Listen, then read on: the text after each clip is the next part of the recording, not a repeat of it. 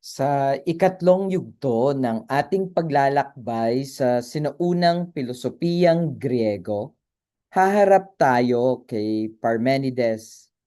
Ngunit mahalagang maunawaan agad na ang paghaharap kay Parmenides ay hindi lamang pag-aaral ng isa pang pilosopo. May kakaibang hinihingi sa atin ang kanyang teksto. Para bang sinasabi niya, kung nais mong maunawaan ang meron, hindi sapat na mangolekta ka lamang ng mga konsepto. Kailangan mong matutong tumingin sa ibang paraan. Ito ang dahilan kung bakit ang filosofiya ni Parmenides ay dumating sa atin bilang tula. Ang kanyang filosofiya ay isinulat sa hexameter. Isang anyo yan ng tulang may 6 na sukat sa bawat taludtod. Ngunit higit na mahalaga kaysa sa forma ang dahilan kung bakit tula ang kanyang pinili. Ayon sa teksto, nagkaroon si Parmenides ng isang pambihirang karanasan. Nakatanggap siya ng isang bagong pag-unawa na nagpabago sa kanyang buong pagtanaw sa daigdig.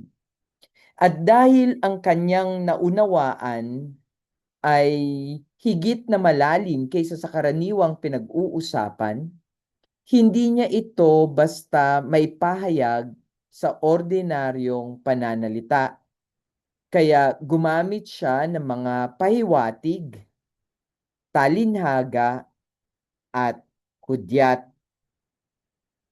Dito pa lamang, mayroon na tayong mahalagang aral tungkol sa filosofiya. Hindi lahat ng katotohanan ay madaling mailalagay sa isang definisyon o kahulugan. May mga bagay na maaari nating tukuyin ng direkta. Ano ang mesa? Ano ang bato? Ano ang tatsulok? Ngunit kapag tinanong natin, ano ang ibig sabihin ng meron? Nagiging kakaiba ang tanong. Sapagkat anumang bagay na ituturo natin bilang sagot, mesa, bato, tao, bituin, ay isang meron. Hindi pa nito sinasagot kung ano ang ibig sabihin ng mismong pagmemeron. Kaya ang proyekto ni Parmenides ay radikal. Hindi niya pangunahing itinatanong ano ang mga bagay na meron. Ang tanong niya ay mas malalim. Ano ang ibig sabihin ng meron bilang meron? Dito nagsisimula ang tinatawag nating ontolohiya. Hindi pa ginagamit ni Parmenides ang salitang iyon sa sistematikong kahulugan na makikita natin sa mga susunod na pilosopo, ngunit narito na ang fundamental na kilos ng ontolohiya. Ang paglipat mula sa pagtatanong tungkol sa partikular na bagay tungo sa pagtatanong tungkol sa pagiging meron ng anumang meron. At mapapansin ninyo, hindi agad nagbibigay ng kahulugan si Parmenides. Sa halip, dinadala niya tayo sa isang paglalakbay. Ito ang dahilan kung bakit napakahalaga ng salitang hudyat. Ang hudyat ay hindi ang mismong katotohanan. Itinuturo lamang nito ang direksyon kung saan dapat tumingin. Kung may karatulang nagsasabing Maynila 20 kilometro, hindi Maynila ang karatula. Ngunit kung marunong kang bumasa ng hudyat, makatutulong ito upang makarating ka sa patutunguhan. Ganon ang tula ni Parmenides. Hindi niya ibinibigay sa atin ang meron bilang isang bagay na maaari nating hawakan.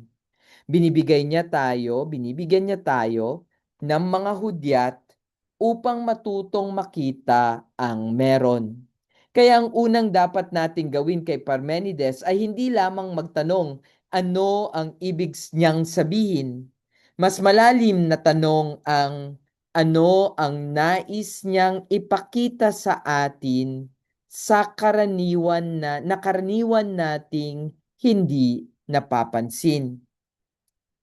At marahil dito ang unang hamon ni Parmenides, ang pinakamalalim na katotohanan ay maaring nasa harapan na natin, ngunit hindi natin nakikita dahil nasanay na tayong tumingin sa mundo sa isang partikular na paraan.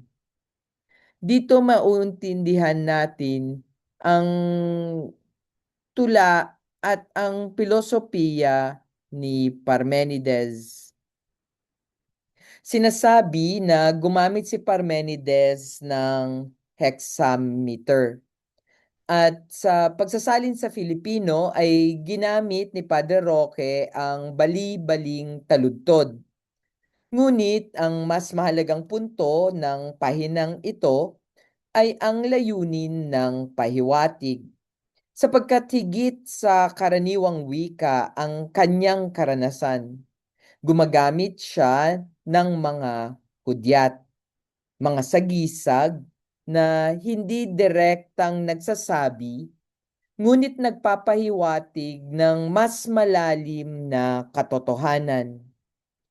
Mahalagang huminto tayo rito saglit. Karaniwan nating iniisip na ang filosofiya ay kabaliktaran ng tula. Ang tula ay matalinhaga, ang filosofiya ay malinaw. Ang tula ay gumagamit ng larawan, ang filosofiya ay gumagamit ng argumento. Ang tula ay maaaring emosyonal, ang filosofiya ay dapat lohikal. Ngunit kay Parmenides, hindi ganon kasimple ang paghiwalay na yan. Ang tula mismo ang nagiging paraan ng pamimilosopiya. Bakit? Sapagkat ang nais niyang ipakita ay hindi ordinaryong bagay sa loob ng mundo. Hindi niya gustong sabihin lamang halimbawa kung ano ang komposisyon ng tubig o kung ano o kung paano nabuo ang kalawakan. Ang kanyang tinatanong ay ang mas fundamental na kondisyon ng lahat ng maaari nating sabihin tungkol sa anumang bagay. Meron. Meron. Bago natin masabing ang puno ay berde, kailangan meron ang puno. Bago nating masabing ang tao ay mortal, kailangang meron ang tao. Bago natin masabing ang bituin ay malayo, kailangan meron ang bituin. At maging bago natin masabing mali ang pangungusap na ito, kailangan meron ang pangungusap na ating tinatanggihan. Sa makatwid, ang meron ay napakalapit sa atin. Ngunit dahil napakalapit nito, napakadali rin nitong hindi mapansin. Parang liwanag. Kapag tumingin tayo sa isang silid, nakikita natin ang mesa, upuan, dingding, tao. Ngunit bihira nating tignan ang mismong liwanag na dahilan kung bakit nakikita natin ang lahat ng iyon. Ganito ang meron kay Parmenides. Nakikita natin ang mga meron, ngunit hindi natin karaniwang pinagninilayan ang pagmemeron. Kaya, kailangan ng hudyat. Hindi dahil malabo si Parmenides, kundi dahil sinusubukan niyang ipakita ang isang bagay na mas fundamental kaysa sa ordinaryong mga bagay na ating pinapangalanan. Ito rin ang dahilan kung bakit hindi dapat agad gawing simpleng proposisyon ang kaniyang tula. Kapag sinabi natin, ang thesis ni Parmenides ay being is and not being is not, tama iyon, ngunit bilang panimulang buod lamang. Sapagkat maaari nitong patayin ang karanasan ng teksto. Sapagkat para kay Parmenides, nais niya muna dalhin tayo. Nais niyang baguhin ang ating paraan ng pagtingin bago niya sabihin kung ano ang nakita. At dito natin maunawaan kung bakit nagsisimula ang kanyang filosofiya hindi sa kahulugan, kundi sa isang karawahe. Isang karawahe. At simulan natin ito sa usapin ng landas. Narito ngayon ang unang malaking larawan. Si Parmenides ay nasa isang karwahe. Hinihila ito ng mga babaeng kabayo. Ang mga daimon na dalaga ang pumipili ng daan. Dinadala siya sa isang maalamat na landas. Isang landas na nagdadala sa mga lalaking nakaaalam tungo sa lahat ng mga syudad. Sa orihinal na salin ni Padre Roque, napakaganda ng simula. Dinala ako ng mga babaeng kabayo at hinatid ako hanggang sa maaabot ng udyok ng aking pagnanais. Mahalaga sa tingin ko yung linyang iyon, udyok ng aking pagnanais. Hindi lamang isip ang gumagalaw kay Parmenides, may pagnanais. Ito ang isang mahalagang bagay na madaling mawala kapag ipinakikilala natin ang sinaunang filosofiya bilang kasaysayan lamang ng mga ideya. Ang pilosopo ay hindi lamang taong maraming alam. Ang pilosopo ay taong hinihila ng isang pagnanais na malaman o umalam.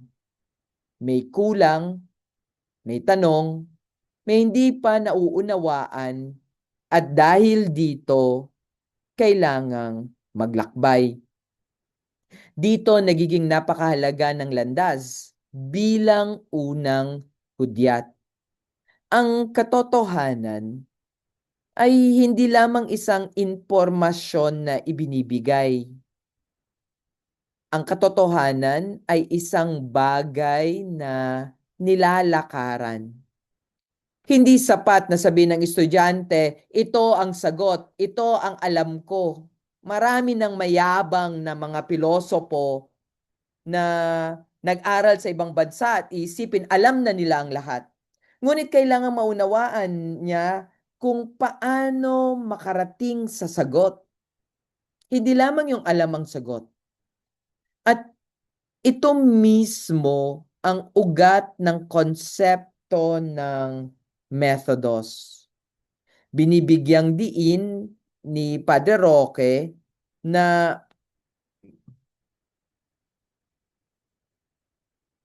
maaari ito ay ang isa sa pinakamaagang makapangyarihang paggamit ng talinhaga ng landas sa kanluranging pilosopiya. Ang methodos ay may kahulugang pagdaan o pagsunod sa pamamagitan ng isang landas. Kaya kapag sinabi natin ngayon na research methodology, may napakalalim na philosophical na larawan sa likod nito. Ang metodo ay hindi lamang checklist. Ang metodo ay daan. May pinanggagalingan, may direksyon, may mga maling liko, may mga daang hindi dapat tahakin, at may hinihiling disiplina upang manatili sa tamang landas.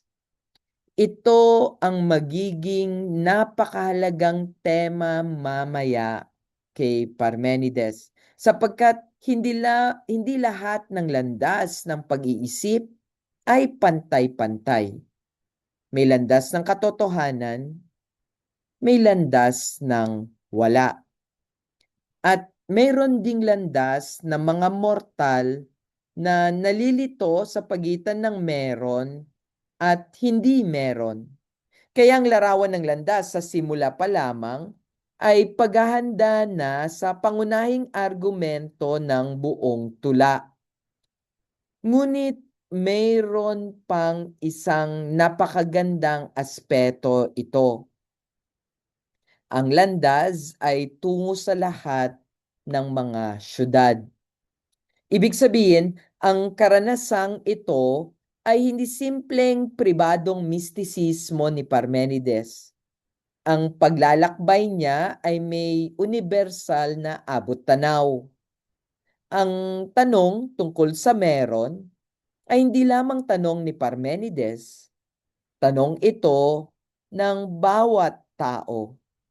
Sapagkat saan man tayo naroroon, Athens man, Elya man, Maynila man, kapag nag-iisip tayo, palagi tayong nakikipag-ugnay sa meron.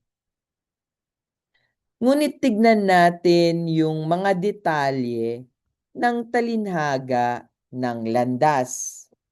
Lalong nagiging detalyado ang larawan. May mga kabayo at karwahe. May mga dalaga ng araw.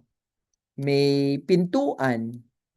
May gabi at liwanag. May dike na may hawak ng mga susi.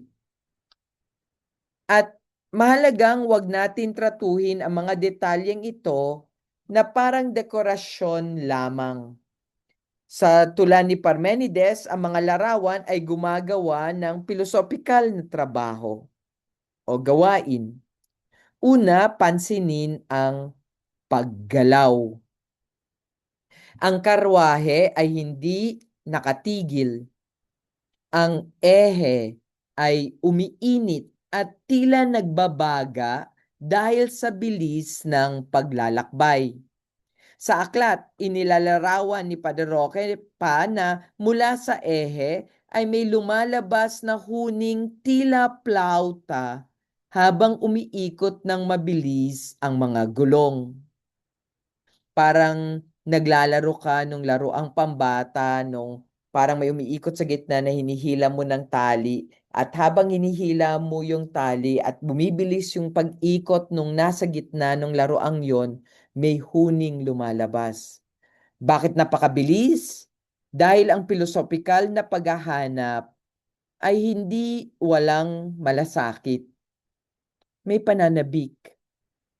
May kagustuhang makarating. Hindi ito katamaran ng isip. Hindi ito pag-upo lamang at pagsasabi ng bahala na kung ano ang totoo. May paghahanap. May paghahanap na nagaganap. Ikalawa, pansinin ang mga dalaga ng araw. Iniwan nila ang tahanan ng gabi at sabik silang tumutungo sa liwanag. Binubuksan nila ang kanilang talukbong. Napakalakas at napakaganda ng mga simbolismong ito. Gabi papuntang liwanag, pagkakatakip sa pagbubukas, pagkakubli sa paglitaw. Ang katotohanan ay inilalarawan bilang isang uri ng pagkakita. Ngunit wag nating gawing masyadong simple, ignorance versus knowledge lamang ang gabi at liwanag. Mas malalim ang maaring ipinahihiwatig dito. Ang tao ay nagsisimula sa isang mundong pamilyar sa kanya, ngunit ang pagiging pamilyar ng isang bagay ay hindi garantiya na nauunawaan natin ito. Araw-araw nating ginagamit ang salitang ay. Si Pedro ay tao. Ang mesa ay kahoy. Ang Diyos ay mabuti. Ang mundo ay narito. Ngunit halos hindi natin tinatanong ano ang ay. Ano ang ibig sabihin ng pagsasabing meron?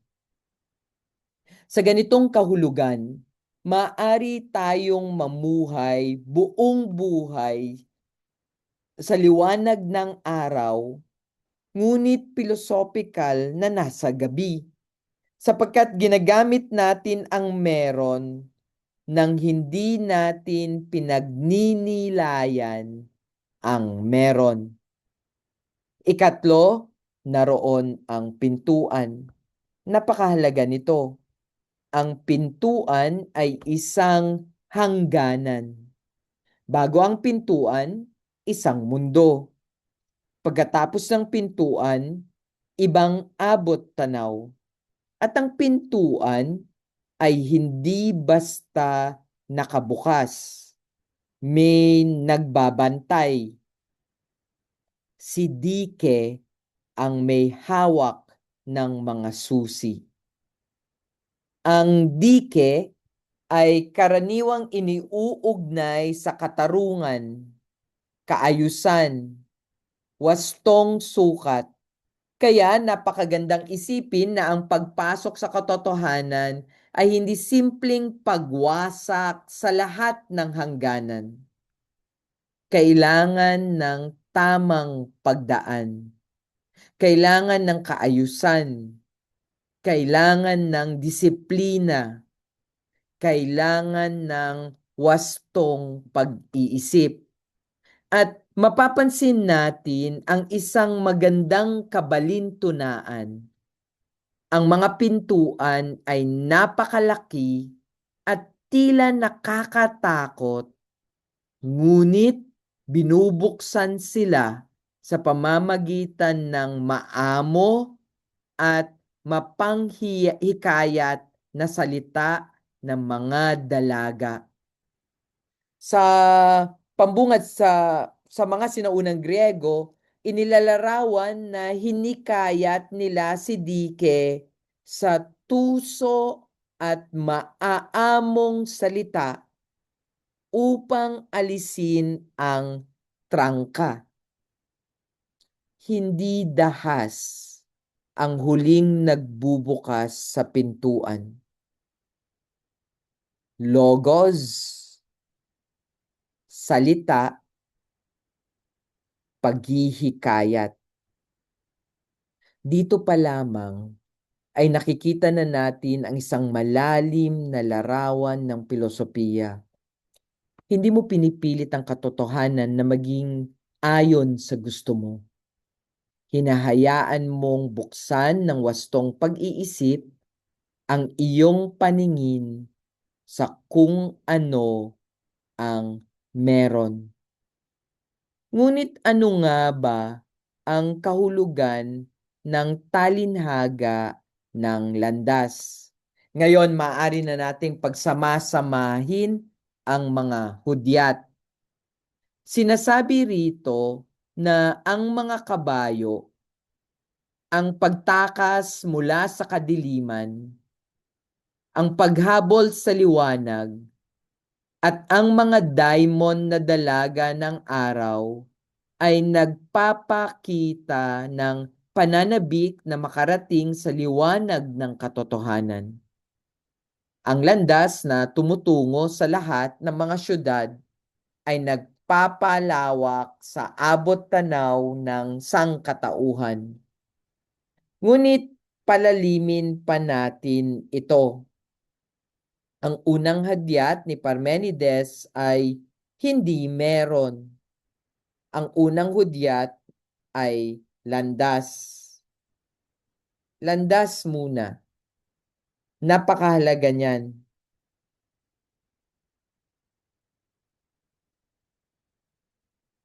Bago natin maunawaan kung ano ang meron, kailangan matutuhan muna natin kung paano mag-isip tungkol sa meron.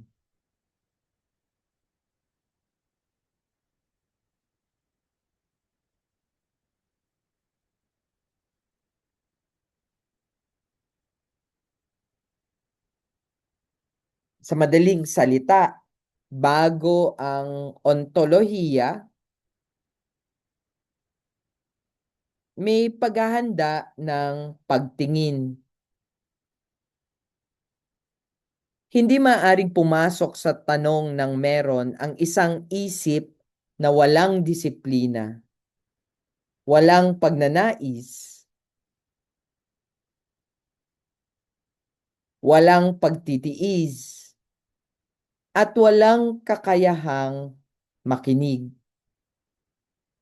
Kaya may paglalakbay, may kabayo, may gabay, may kadiliman, may liwanag, may pintuan, may dike, at may pagtawid. Ang pilosopiya sa makatwid ay hindi lamang pagdaragdag ng kaalaman. Maaari kang maraming alam, ngunit hindi pa rin pilosopo. Ang tunay na tanong ay, nagbago ba ang paraan ng inyong pagtingin? Ito ang napakalalim na implikasyon ng landas ni Parmenides. Minsan kailangang lumayo sa karaniwang buhay upang lalong makapasok sa karaniwang buhay. Ito mismo ang pagbasa ng aklat sa talinhaga. Ang pilosopiya ay isang uri ng paglayo upang lalong maratnan ang ordinaryong buhay. Halimbawa, araw-araw tayong nakakakita ng puno. Ngunit maaaring dumating ang sandaling tanungin mo, bakit may puno sa halip na wala? Nakikita natin ang isang tao, ngunit maaari nating itanong, ano ang ibig sabihin na ang taong ito ay meron? Nakikita natin ang sarili natin sa salamin, ngunit maaari nating itanong, ano ang ibig sabihin na ako ay meron? Doon, biglang nagiging mahiwaga ang ordinaryo. Hindi nagbabago ang puno, hindi nagbago ang tao, hindi nagbago ang mundo. Ang nagbago ay ang pagtingin. At marahil ito ang pinakamahalagang ginagawa ng ikatlong yugto. Hindi pa nito'y binibigay ng buo ang sinasabi ni Parmenides tungkol sa meron. Inihahanda muna tayo nito upang maging karapat-dapat magtanong tungkol sa meron. Kaya hindi aksidente na kailangan niyang dumaan sa pintuan. Ang pintuan ay maaaring basahin bilang sagisag ng isang pilosopikal na pagbabago ng pagtingin.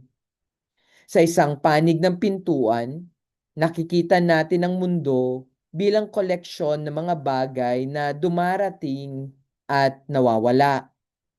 Sa kabilang panig naman, sinisimulan nating itanong, ano ang kailangang maging totoo upang masabi nating may anumang bagay na meron? At mula rito, unti-unting lilitaw ang radikal na pananaw ni Parmenides. Meron ang meron at ang wala ay hindi meron. Mukhang napakasimple, halos parang walang sinasabi. Ngunit kapag sineryoso natin ito, yayanagin nito ang ating karaniwang pag-unawa sa pagbabago, pagsilang, pagkawala, panahon, pag-iisip at maging sa kahulugan ng katotohanan. Ngunit hindi pa tayo naroroon. Nasa daan pa lamang tayo.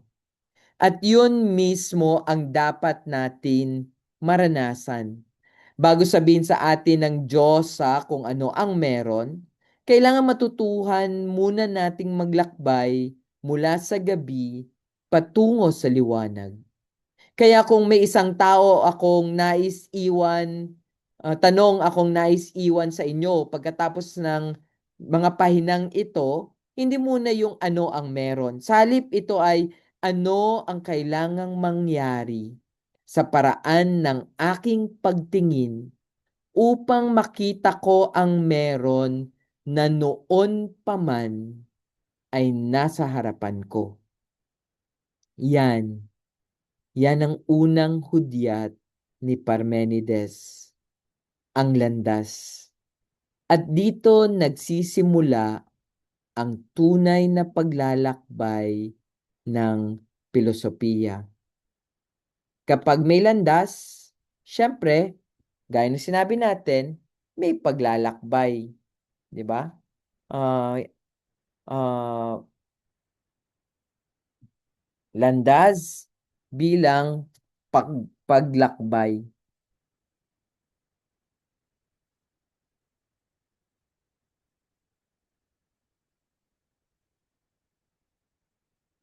Paglakbay yan, hindi pagkabay. Sa nakaraang mga usapin, nakita natin na ang landas ang unang malaking hudyat ni Parmenides. Ngunit rito, may mas matinding pagpapakahulugan sa paglalakbay. Sinasabi na ang filosofiya ay maaaring unawain bilang isang paglayo sa karaniwang buhay upang lalong makapasok dito. Isang pag-iwan upang lalong maratnan. Ang landas ay isang maayos na ah, paglakbay upang makarating sa mas malalim na liwanag. Napakahalaga ng puntong ito. Kapag sinabi ang pilosopo ay lumalayo sa karaniwang buhay, hindi ibig sabihin na tinatakasan niya ang realidad. Sa halip, lumalayo siya sa karaniwang paraan ng pagtingin sa realidad. Halimbawa, sa ordinaryong buhay, nakikita natin ang isang mesa at ginagamit natin ito. Nilalagyan natin ito ng libro, pagkain, computer. Hindi natin kailangan itanong araw-araw kung ano ang ibig sabihin ng pagiging mesa. Ngunit ang pilosopo ay humihinto. Tinatanong niya ano ang bagay, ano ang ibig sabihin ng meron, ano ang ibig sabihin ng ang mesang ito ay meron.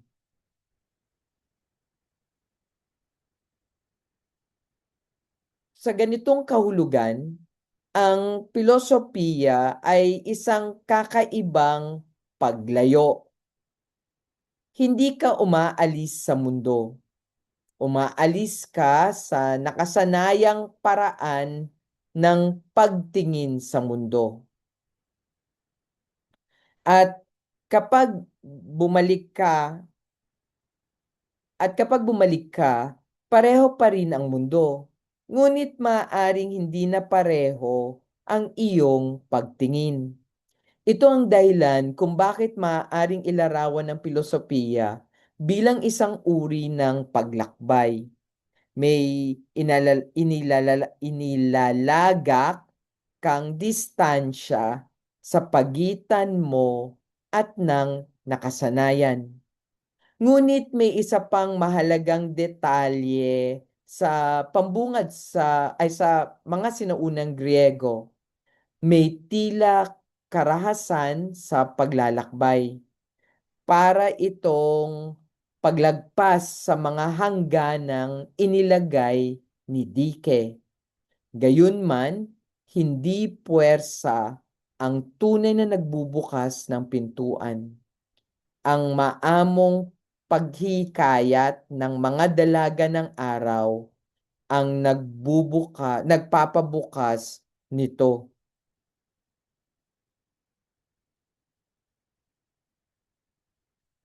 May isang uri ng tapang na kailangan sa pamimilosopiya, sapagkat ang seryosong pagtatanong ay maaring lumampas sa mga bagay na dati nating ipinagpapalagay na malinaw. Ano ang totoo? Ano ang meron? Ano ang wala? Ano ang maaaring isipin? Ano ang maaari nating sabihin? Kapag sineryoso natin ang mga tanong na ito, maaaring mabuwag ang ilang nakasanayan nating kategorya. Ngunit hindi ibig sabihin na walang kaayusan ang filosofiya. Naroon si Dike. May hangganan, may sukat, may wastong landas. Kaya ang tunay na philosophical na kalayaan ay hindi simpleng pagsasabing malaya akong mag-isip ng kahit ano. Mas mahigpit ang hinihingi ni Parmenides. Malaya kang mag-isip, oo, ngunit kailangang maging tapat ang iyong pag-iisip sa meron. Ito ang mahalagang pagkakaiba. Ang pag-iisip ay hindi gumagawa ng katotohanan ayon sa kagustuhan nito. Ang pag-iisip ay kailangang magpaturo sa kung ano ang meron. At dito natin makikita kung bakit mahalaga ang pintuan. Hindi lahat ng pag-iisip ay nakapapasok. Ang tunay na pag-iisip ay kailangang dumaan sa disiplina ng katotohanan. Ang Diyosa. Pagkatapos ng paglalakbay, dumating si Parmenides sa tahanan ng isang Theia, isang Diyosa. At kapansin-pansin na ang paraan ng pagtanggap sa kanya. Hindi siya sinisindak, hindi siya itinataboy, hindi rin agad siya binibigyan ng abstraktong leksyon. Sa halip, sinasabi ng teksto na tuwang-tuwa siyang tinanggap ng Diyosa at hinawakan ang kanyang kamay. Malinaw pa nga na kanang kamay ang hinawakan. Napakagandang larawan nito. Ang karunungan ay hindi lamang ipinapasa bilang impormasyon. May pagtanggap, may pakikipagtagpo, may paggabay. At pagkatapos ay sinabi ng Diyos sa binata, katoto ng mga walang kamatayang mga ngarwahe. Sa buong talata sa mga sinaunang Griego, ipinaliliwanag ng Diyosa na hindi masamang tadhana ang nagdala kay Parmenides sa landas na yon. Malayo man ito sa karaniwang landas ng mga tao, dinala siya roon ng tadhana ng Diyos at dike. pansinin natin ang pagkakaiba. Karaniwang landas ng mga tao at landas patungo sa katotohanan. Hindi naman nangangahulugan ito na masama ang ordinaryong tao. Ang problema ay ang karaniwang paraan ng pagtingin. Karaniwan, ang tao ay kontento sa kung ano ang lumilitaw. May ipinapanganak, may namatay, may dumating, may nawala, may nagbago, may naging iba. Ito ang mundo ng ating pang-araw-araw na karanasan. Ngunit itatanong ni Parmenides, kapag sinabi nating may isang bagay na naging meron, saan ito nanggaling? Kung dati itong wala sa pagkatapos at pagkatapos ay naging meron, nangangahulugan bang ang meron ay nagmula sa wala? At maaari bang manggaling ang meron sa wala? Dito, unti-unting lumilitaw ang radikal na problema ni Parmenides. Ngunit bago tayo dalhin ng Diyosa sa argumentong iyon, mahalagang makita muna natin kung sino siya. Hindi lamang siya isang literary device. Sa loob ng tula, ang Thea ang nakapagturo ng katotohanan. At dahil dito, ang pamimilosopiya ni Parmenides ay may kakaibang karakter. Ang katotohanan ay hindi lamang bagay na ating kinukuha. May sandaling ang katotohanan ay parang ibinibigay sa atin. Hindi nangangahulugang titigil na ang pangangatwiran. Sa katunayan, magiging napakahigpit ng pangangatwiran ni Parmenides. Ngunit bago ang argumento ay may pagbubukas. Bago ang logos ay may pagtanggap. Bago ang pagsusuri ay may paghanga. At marahil ito ang isa sa pinakamagandang aral ng imaheng ito. Hindi tunay na matututo ang taong iniisip na alam na niya ang lahat. Ang karunungan ay nagsisimula sa kakayahang magpaturo. Kaya nga, ang babae bilang tagapagturo ng karunungan. Dito pinapalalim ng teksto ni Padre Roque ang isang mahalagang detalye. Babae ang tagapagturo ni Parmenides. Hindi ito maliit na detalye lamang. Ipinapaalala ng pahinang ito na sa sinaunang kultura ng Griego, may tradisyon ng karunungang ipinapahayag sa pamamagitan ng babae. Ang Pythia, halimbawa, ay, ay nagsasalita sa dambana ni Apollo. At sa simposyo ni Platon, kapag inilalahad ni Socrates ang malalim na karunungan tungkol sa pag-ibig, iniuugnay niya ang kanyang natutunan kay Diotima. Sa mga detalyadong paliwanag ni Padre Roque, ang ganitong karunungan ay hindi simpleng resulta ng sunod-sunod na hakbang ng pangangatwiran. Ito ay may kaugnayan sa malalim na pagtalab ng tingin ng pag-unawa.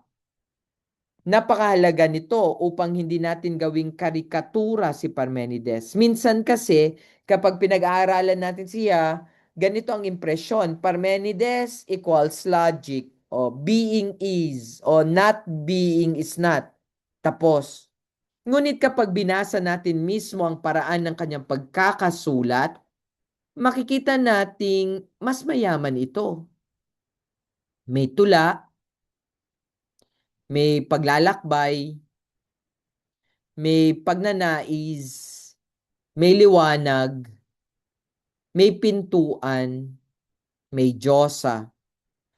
At pagkatapos lamang nito, darating ang napakahigpit na argumento tungkol sa meron. Ibig sabihin, hindi magkalaban ang karanasan at katwiran. Hindi rin kailangan magkalaban ng pahiwatig at logos. Ang pahiwatig ang maaaring gumising sa isip upang makita nito kung ano ang kailangang pag-isipan. At pagkatapos, kailangang suriin ng logos kung ano ang nakita. Kaya ang karunungan ng Diyosa ay hindi isang lisensya upang maniwala sa kahit anong misteryo. Sa kabaligtaran ang ibinubunyag niya kay Parmenides ay kailangang dalhin sa pinakamalapit na pagsusuri ang mga bagay. Ito ang napakagandang tensyon sa tula.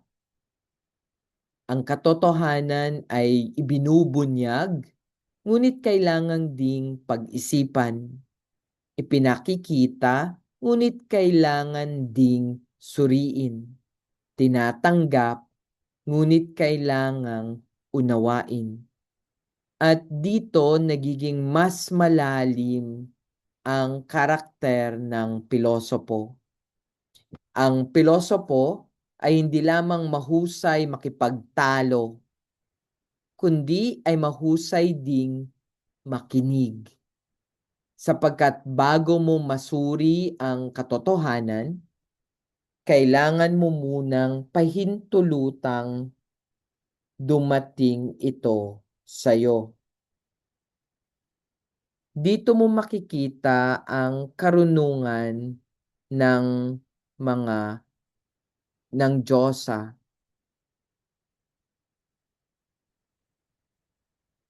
So, pagsama-samahin natin ang mga imaheng nakita natin. Ang karwahe ay hinihila ng marurunong na babaeng kabayo. Ang kasama ni Parmenides ay mga daimon na dalaga ng araw. At ang tumanggap at nagturo sa kanya ay isang Diyosa. Mula rito ay inilalahad ng teksto ang isang napakahalagang interpretasyon. Ang karunungan ay hindi lamang pinagtatalunan, kundi pinagmamasdan.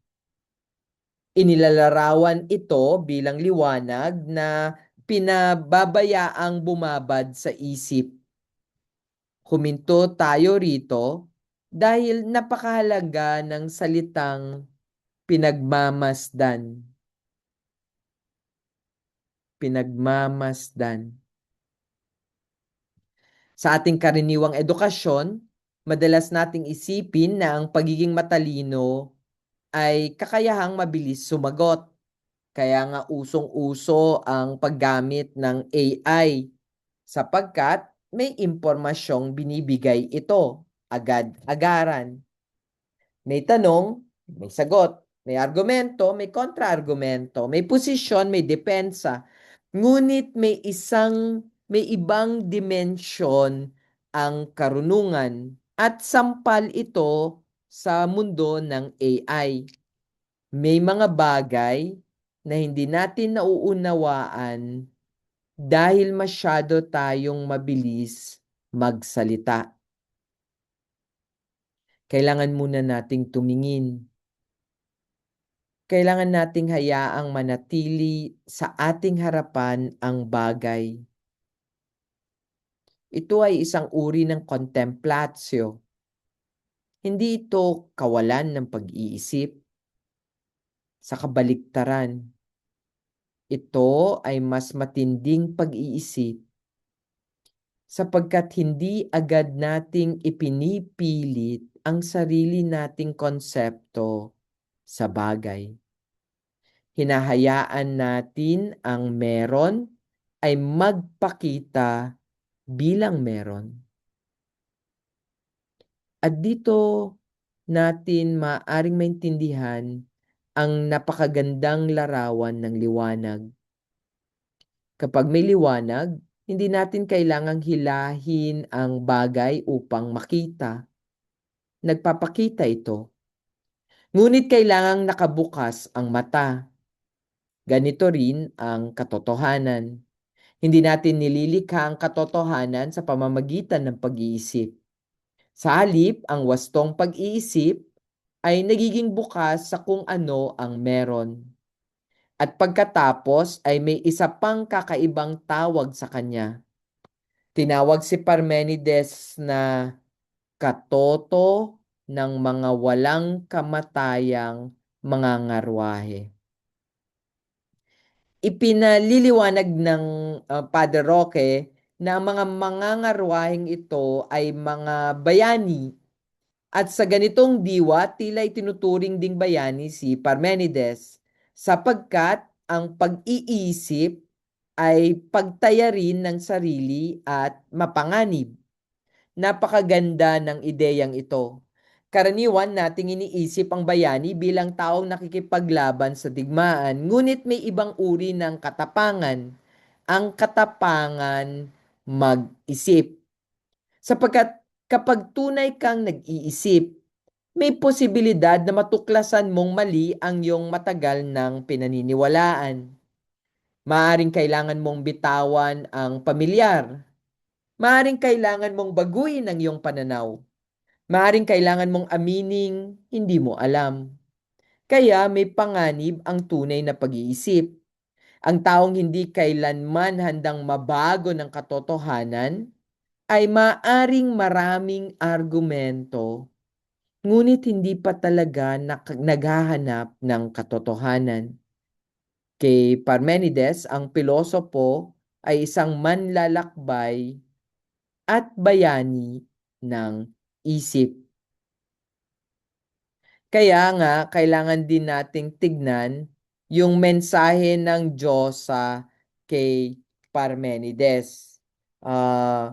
Ngayon, pagkatapos ng mahabang paghahanda, sinasabi na ng Diyosa kung ano ang kailangang matutunan ni Parmenides. Ah, Tatlong bagay ang binibigyang diin sa atin ng pahina. Una, ang puso ng katotohanan. Ikalawa, ang pag-aakala ng mga mortal. Ikatlo, ang pangangailangang subukin ng lahat. Sa mas buong teksto, sa libro ni Padre, sinasabi ng Diyosa na may nag-uudyok kay Parmenides na magtanong tungkol sa buong bilog at walang nginig na puso ng katotohanan. At tungkol din sa pag-aakala ng mga mamamatay. Napakaganda ng pagkakaibang ito, katotohanan at pag-aakala. Sa Griegong konteksto ni Parmenides, magiging mahalaga ang pagkakaiba ng aletheia at doxa. Ang doxa ay ang mundo ng palagay, paglitaw, karaniwang paniniwala, kung paano natin karaniwang nakikita at pinag-uusapan ang mga bagay. Ngunit ang hinahanap ni Parmenides ay hindi lamang ano ang karaniwang pinaniniwalaan ng tao. Ang tanong niya ay, ano ang kailangang maging totoo? Napakalaking pagkakaiba nito. Halimbawa, maaring sabihin ng lahat na ganito naman talaga, ngunit hindi iyon sapat para sa pilosopo. Maaari nating itanong, bakit? Ano ang batayan? Maaari bang kabaliktaran? May kontradiksyon ba? Ano ang ipinapalagay natin nang hindi natin namamalayan? Ito ang dahilan kung bakit mahalaga ang huling bahagi. Kailangang subukin ang lahat. Dito, nagiging malinaw na ang paglalakbay ni Parmenides ay hindi talaga pagtakas mula sa rasyonalidad patungo sa mistisismo. Kabaliktaran, ang paglalakbay ang naghahanda sa kanya para sa isang mas mahigpit na paggamit ng isip. At dito tayo nasa pintuan ng pinakamahalagang bahagi ng kanyang filosofiya. Sa susunod na pahina, bibigkasin na ng Diyosa ang prinsipyong magpapabago sa takbo ng kanluranging filosofiya. Meron. At hindi meron. Wala. Mula rito ay lalabas ang napakahirap na tanong. Kung ang wala ay talagang wala, paano maaring manggaling ang meron mula sa wala? Kung ang isang bagay ay nagiging isang bagay na dati ay hindi nito taglay, paano natin ipapaliwanag ang pagbabago nang hindi ipinapasok ang wala sa meron? Kung ang isang bagay ay nawawala, saan ito pumupunta? At kung maaari nating isipin ang isang bagay, ano ang relasyon ng pag-iisip at pagmemeron? Ito ang mga tanong na bubuksan natin sa mga susunod na pahina. Ngunit hindi pa tayo binibigyan ng buong ontolehiyang sa ngayon. Sa huli, kinokompleto pa natin ang ating paghahanda. Mula sa karaniwang landas, tayo ay lumayo. Sa pintuan, tayo ay tumawid. Sa Diyosa, tayo ay tinanggap. Sa karunungan, tayo ay tinuruang makinig at tumingin. At ngayon, sa harapan ng katotohanan, tayo ay inuutusang magsuri.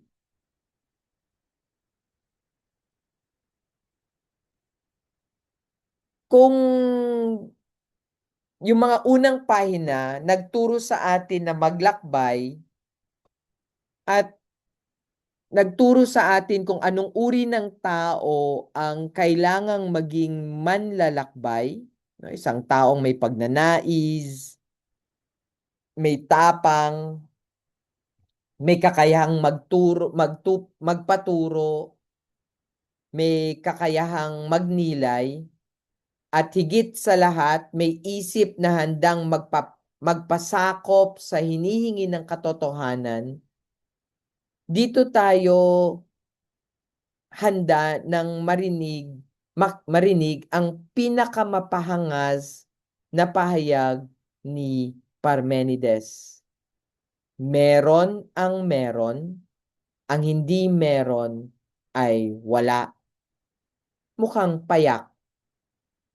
Ngunit sa sandaling seryosohin natin to, magsisimulang magbago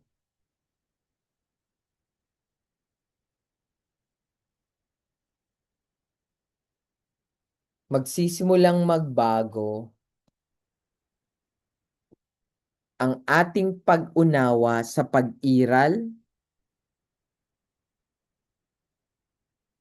pagbabago, panahon, pag-iisip, at katotohanan mismo.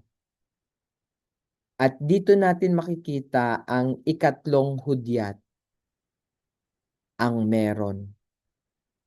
Hindi merton yan na meron. Dito na tayo dumarating sa pinakapuso ng filosofiya ni Parmenides.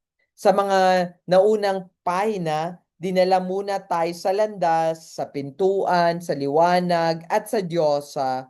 Ngayon, saka lamang ibinibigay ang nilalaman ng pagbubunyag na meron at ang hindi meron ay wala.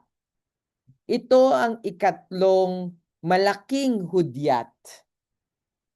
Ang una landas, ikalawa, theia, at ikatlo, meron.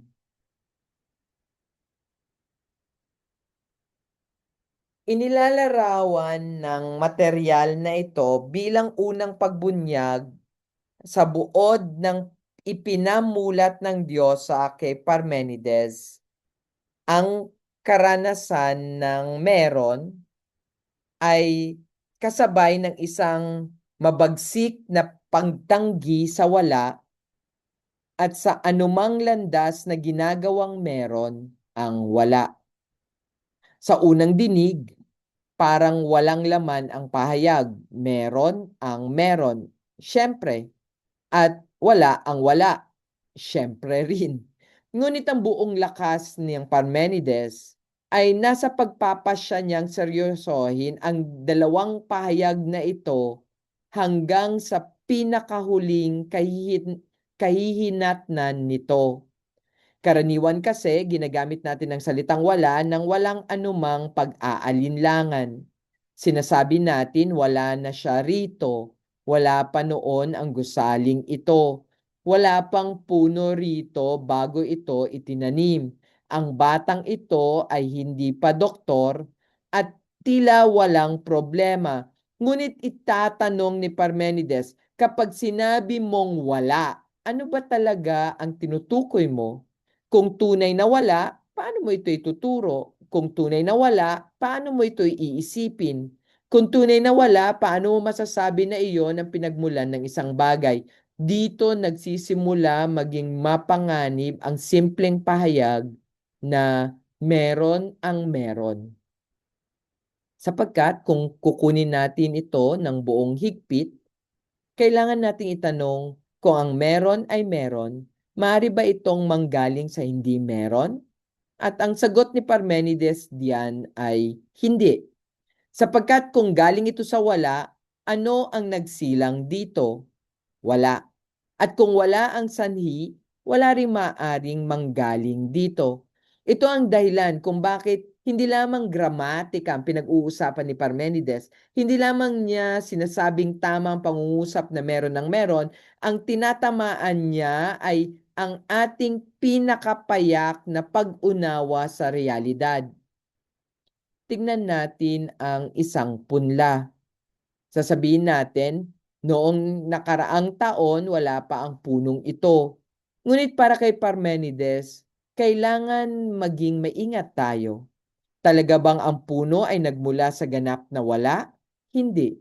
May binhi, may lupa, may tubig, may araw, may proseso, may kung ano nang meron.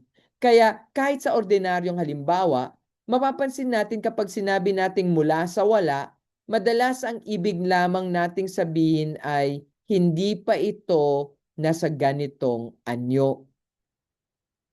Yan ang magiging napakahalagang problema. Ang ordinaryong kamalayan ay malayang nagpapalipat-lipat sa meron at wala. Ngunit ayaw payagan ni Parmenides na maging padalos-dalos tayo rito. Ang kanyang tanong ay halos brutal sa pagiging simple. Kung ang wala ay wala, bakit mo ito ginagamit na parang isa itong bagay? Diyan nagsisimula ang ontolohiya. At dito rin natin mauunawaan kung bakit kinakailangan muna ang mahabang paglalakbay. Ang pahayag na ito ay hindi lamang dapat kabisaduhin, kundi kailangan din baguhin ang ating paraan ng pag-iisip. Sinabi natin na ikatlong hudyat ang meron, ngunit una itong landas. Isa itong unang landas. Kaya nga, makikita mo na sasabihin niya may dalawa talagang landas. Dito, inilalatag ng Diyosa ang dalawang posibleng landas. Ang una, meron. Ito ang landas ng paghihikayat at katotohanan.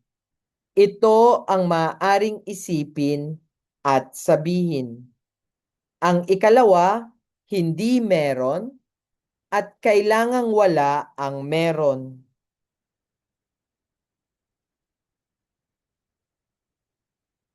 Ito naman ang landas na hindi maaaring mapaghanapan ng anuman. sapagkat ang wala ay hindi maaring makilala, magawa o sabihin. Ito ang isa sa pinakamahigpit na kilos sa buong sinaunang filosofiya. Parang sinasabi ni Parmenides, hindi lahat ng pangungusap na maaari mong bigkasin ay tunay na maaari mong isipin. Maaring mabigkas ng dila ang mga salita, ngunit ang tanong ay, may naiisip ka ba talaga? Halimbawa, subukan nating isipin ang ganap na wala. Hindi isang madilim na silid sapagkat may silid. Hindi kawalan ng tao sapagkat may espasyo. Hindi blankong papel sapagkat may papel. Hindi kadiliman sapagkat kahit kadiliman ay isang kondisyon na nararanasan. Hindi rin walang laman na espasyo, sapagkat kung espasyo pa rin ito, mayroon pa rin tayong iniisip.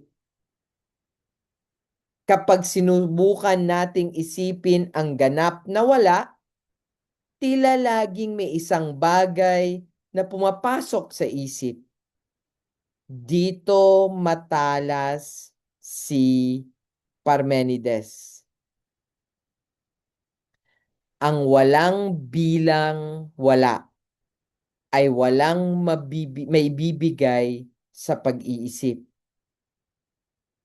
Sapagkat sa sandaling naging nilalaman ito ng isip, parang ginawa na nating itong isang uri ng meron.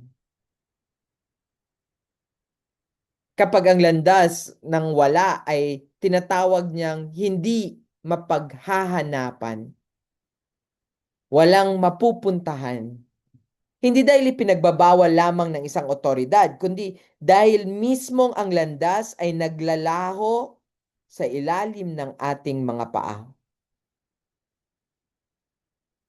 Walang bagay na maaaring saliksikin doon. At dito pumapasok ang ugnayan ng katotohanan at paghihikayat. Bakit paghihikayat? Sapagkat ang katotohanan ay may sariling lakas. Kapag tunay nating nakita ang isang prinsipyo, parang hinihikayat tayo nitong sundan ang kahihinatnan nito. Isipin ninyo ang matematika. Kapag tinatanggap natin ang ilang premise at wasto ang pangangatwiran, hindi natin maaaring sabing hindi ko gusto ang conclusion. Hindi mahalaga kung gusto natin o hindi.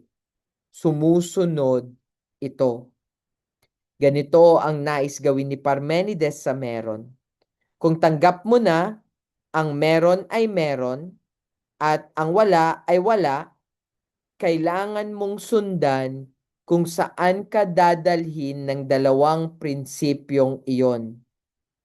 At doon magiging radical si Parmenides, sapagkat mula rito ay susubukan niyang questionin ang mga konseptong itinuturing nating pinakamalinaw.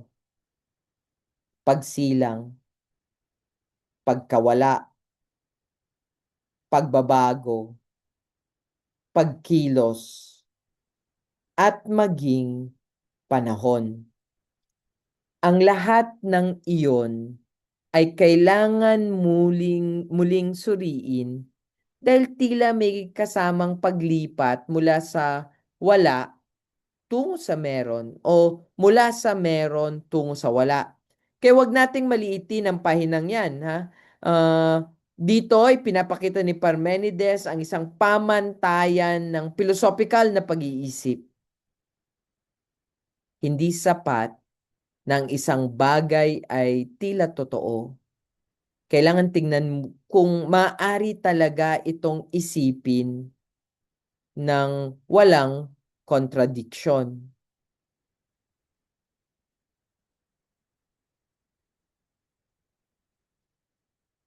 Ngayon ay dumating tayo sa isa sa pinakamahirap at pinakamahalagang pahayag ni Parmenides. Iyon din ang mag-isip at magmeron. Ang paliwanag ay malinaw, ang mag-isip ay isang matinding pagmemeron. Hindi may isip kung hindi meron at kung hindi may isip, wala. Kaya may panloob, likas at katutubong pag-aangkop ang meron at pagkakaangkop ang meron at ang isip. Napakahalagang wag natin itong agad ipakahulugan na parang sinasabi ni Parmenides, kung ano ang iniisip ko, umiiral. Hindi yan ang punto. Kung iisipin ko ang isang dragon, hindi ibig sabihin na may dragon sa labas ng silid. Kung iisipin ko ang isang unicorn, hindi ibig sabihin na umiiral ang isang pisikal na hayop. Mas malalim ang problema. Ang sinasabi ni Parmenides ay ang pag-iisip ay hindi maaring ganap na humiwalay sa meron. Bakit? Dahil kapag nag-iisip ka, palaging may iniisip. May lumilitaw sa isip, may tinutukoy, may nilalaman. Kahit ang iniisip mo ay mali, ang maling kaisipan ay may kaugnayan pa rin sa kung ano ang inaakalang meron. Ito ang dahilan kung bakit napakahirap isipin ang ganap na wala. Ang isip sa mismong pagkilos nito ay parang laging nakakapit sa meron. Sa mas buong paglalahad ng mga sinaunang Griego, sinasabi, ang nag-iisip ay matinding nagmemeron, pinakatinding meron ang isip. At idinaragdag na may panloob, likas at katutubo na pag-aangkop ng isip at meron. Excuse me. Pansinin ang ganda ng salitang pagkakaangkop. Hindi simpleng sinasabing magkapareho ang isip at bagay. Hindi sinasabi ng isip ang lumikha sa buong realidad. Ang binibigyang diin ay napakalalim na ugnayan ng pag-iisip at pag-iral. Kung walang anumang relasyon ang isip sa meron, hindi tayo kailanman makaaalam. Kung ang isip ay nakakulong lamang sa sarili nitong mga representasyon at walang anumang pag-aangkop sa realidad, mawawala ang posibilidad ng katotohanan.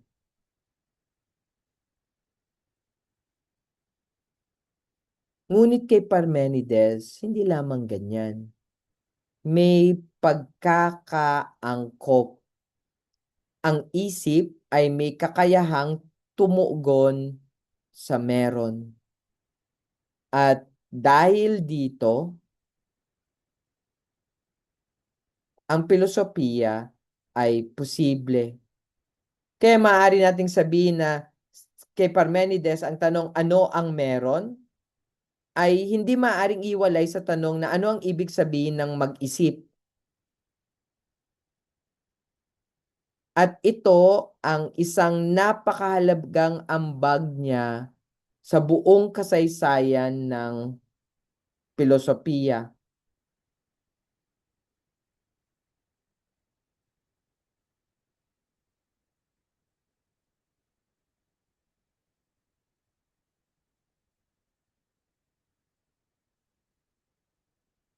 Ang ontology at thinking ay magkaugnay.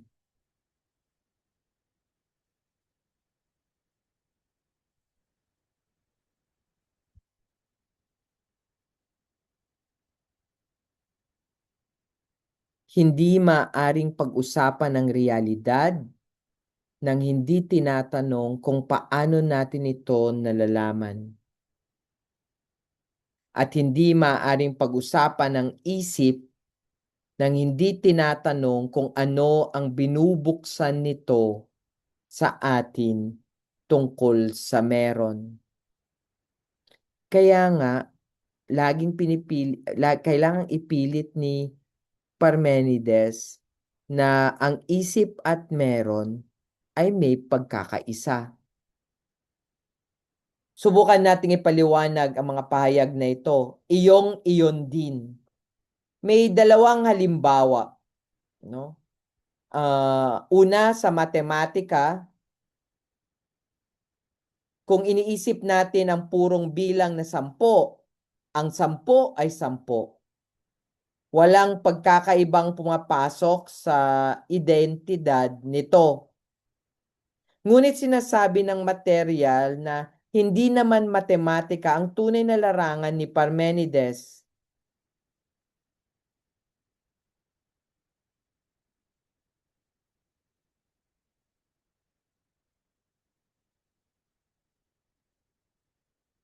Ang kanyang larangan ay buhay. At sa buhay ay iyong-iyong din, ay hindi nangangahulugang walang pagkakaibang lahat. Sa napakagandang halimbawang binigay sa limbawa sa mga sinaunang Griego, ang pagkatao ni na Adan at Eva, ang dignidad ng dukha at mariwasa, ang kasariwaan ng ulan, ang agos ng ligaya sa dibdib ng bata. Ang punto, maaring may pagkakaisa sa gitna ng pagkakaiba. Ang tinutukoy ng paliwanag ay hindi mathematical identity lamang, kundi isang katutubong, malalim na pagkaugnay ng meron at ng isip. Mahalagang maging maingat dito. Hindi natin dapat gawing simpleng slogan na lahat ay iisa. Hindi yun ang ipinapakita ng tekstong ginagamit natin. Mas eksakto, may isang malalim na pakikibahagi sa meron na nagbibigay posibilidad upang ang magkakaibang bagay ay parehong maging mababasa ng isip bilang mga meron. Ang ulan ay hindi bata. Ang bata ay hindi puno. Ang puno ay hindi bato. Ngunit ang lahat ay maaring sabihin meron.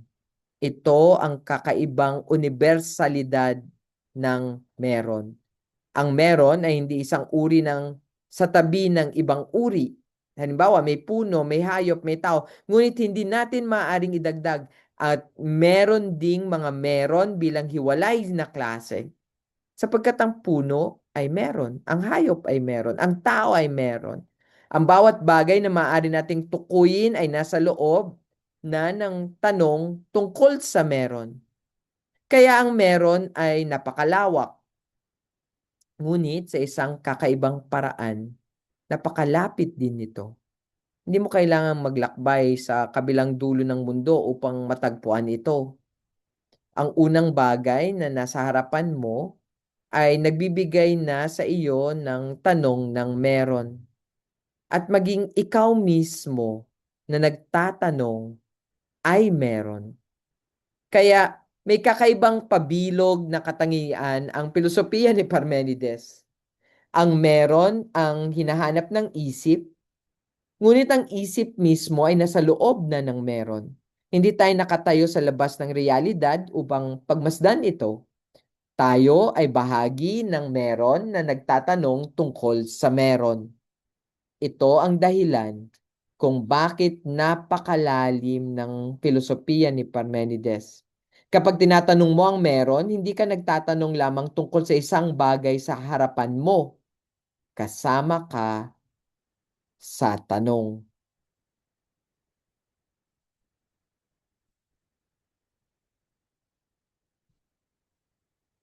Pumunta tayo. So, ang meron ay maaabot ng lahat. Dito may napakagandang pagbabago ng diin. Mula sa napakahirap na ontolohiya, ibinabalik tayo sa isang napakasimpleng katotohanan. At dito ko ihinto ang panayam nito. Kahit saan ka gumala, matatagpuan mo ang meron. At kapag iniisip mo ito, ikaw mismo ay nagmemeron. Sinasabi rin na ang pagsisimulang ito ay maibabahagi sa lahat, sapagkat lahat ay may kakayahang mag-isip. Napakahalagang punto nito sa ating pag-unawa kay Parmenides. Ang tanong ng meron ay napakalalim, ngunit hindi ito esoterikong kaalaman na para lamang sa iilang espesyal na tao. Hindi mo kailangan ng mamahaling instrumento upang makita ang meron. Hindi mo kailangan pumunta sa laboratorio, hindi mo kailangan makarating sa isang lihim na templo. Narito na ito. Tingnan mo ang isang lapis, meron. Ang kamay na humahawak dito, meron. Ang tunog na naririnig mo, meron. Ang iyong pag-iisip tungkol sa tunog, meron. At maging ang iyong pag-aalinlangan.